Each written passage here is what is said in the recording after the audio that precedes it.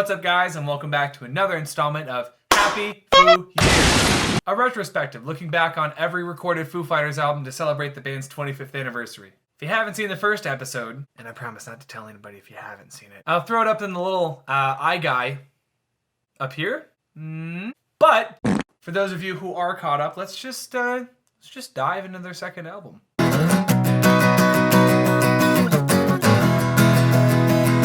So the year is 1997. 2-year-old Nick is busy picking his nose like a dummy, and Batman and his impressive nipples.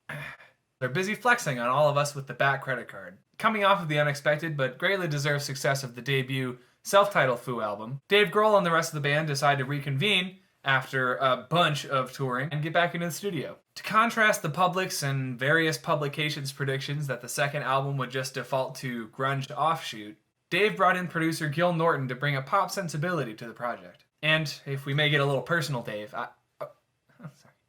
What's that? Oh, we may. Around this time, Dave Grohl was going through a divorce, which meant the songs that he was writing were really introspective. And the arrangement of the songs themselves reflected a therapy session, in that there were peaks and valleys of high and low intensity songs. 1 minute you're listening to Monkey Wrench, and just as you remedy your whiplash, it's time for a ballad like February Stars. And this shift in sound definitely didn't mean that the recording process would be easy.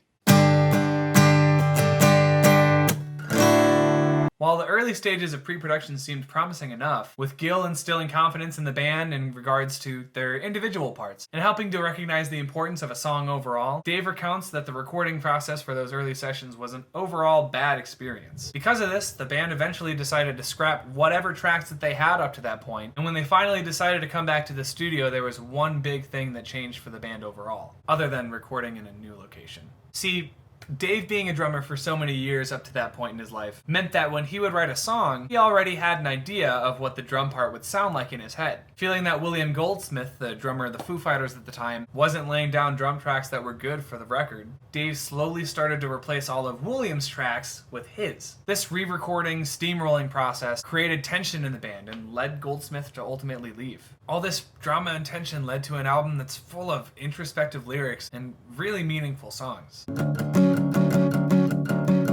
For me, it's obvious why this album stands out among the pantheon of Foo Fighters albums as one of their best works. From all the hits like Monkey Wrench and My Hero and Everlong, to the lesser known gems like Wind Up and New Way Home, this album is great, top to bottom.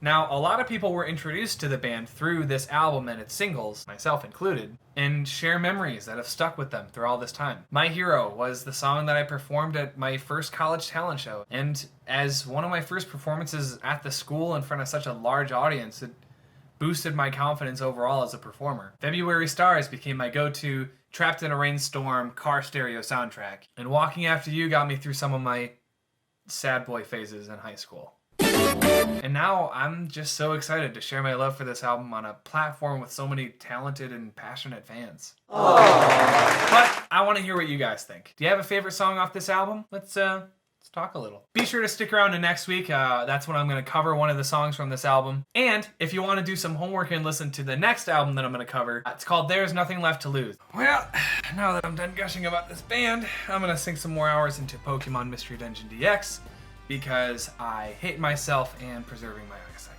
But, nonetheless, there are innocent lives for me to rescue, so you'll excuse me. God, why don't I know how to put on a bandana?